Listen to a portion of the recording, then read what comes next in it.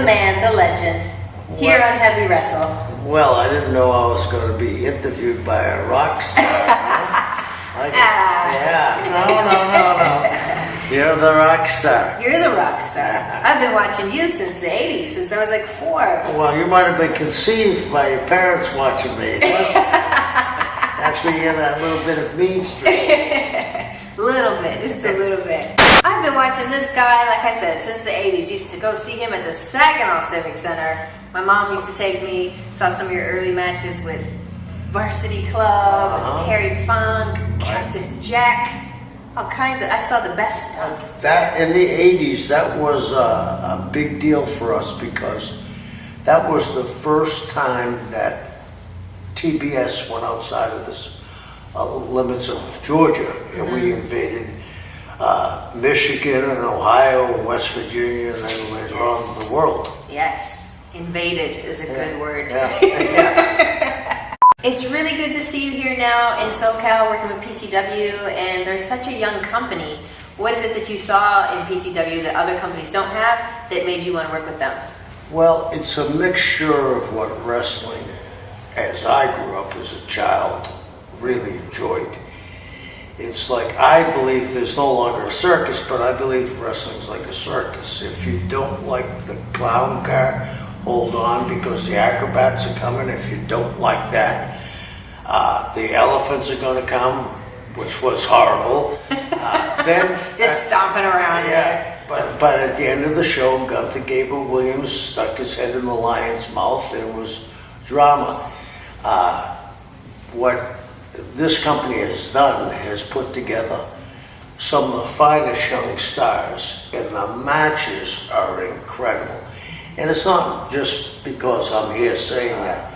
They're really a hybrid, and I think that's why independent wrestling is up and coming, because it's an alternative program. You're into music. Yes. And people got tired of music back in the same time, the 80s, the pop music, and then all of a sudden we had Nirvana. I got to put my friend Bob Mole, who's to give him a plug. Yes. And I mean, there was a little bit of everything. And I mean, you can be a Tony Bennett fan, and you know, you drum for Miley Cyrus, so you know it's a little bit of everything, but it's still music.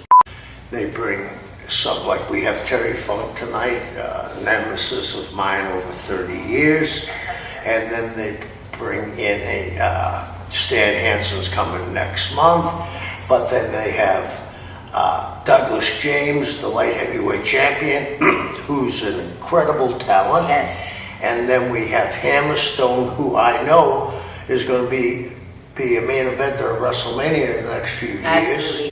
I believe here the main event could be the first match, and the first match could be the main event. That's how much talent they have. That's what I was just talking to someone a few minutes ago, and I said I feel like every match tonight is a main event. Like I'm excited about all the matches on the card. And the thing is, you get to see these guys in their infancy, and you're going to say, "Oh, I remember when I saw them at PCW." You've worked with some of the biggest and best promotions in the business. Right. You've had a great run as a booker. How important is the booking role, and what are some of these newer companies missing when it comes to booking? I think what they're missing, and I don't belittle anybody, and everybody can be a Monday morning quarterback, so that's what I'm doing now. But you have to have an end to the story. And when I used to do it, I would book a year out. I would book if I started on January 1st, I booked to December 31st and come forward to January 1st. Of course, it wouldn't stay exactly the same because you'd lose guys or guys get injured. Occasionally, you'd have a guy that you thought was going to be maybe in the middle, get over so big, you have to make adjustments. But it's almost, to me, this is what PCW has done. They have a long-range goal. They understand the booking end. They book out months ahead of time. And we're here for the October show, and the December show is half sold out already. Right.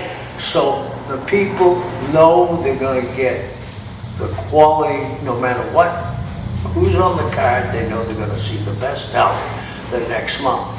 And to do that takes a lot of work. And the guys that are booking this are very bright, and they've been around. They've been around guys like Terry Funk, Stan Hansen. The guys they bring back, you know, the history of the wrestling business and say, hey, we did this in Japan and it got over. Maybe you should try this.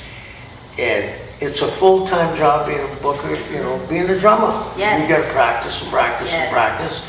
And you gotta tailor your drumming to the artist you're with. Absolutely. So they have done that, and I think they've done it quite successfully.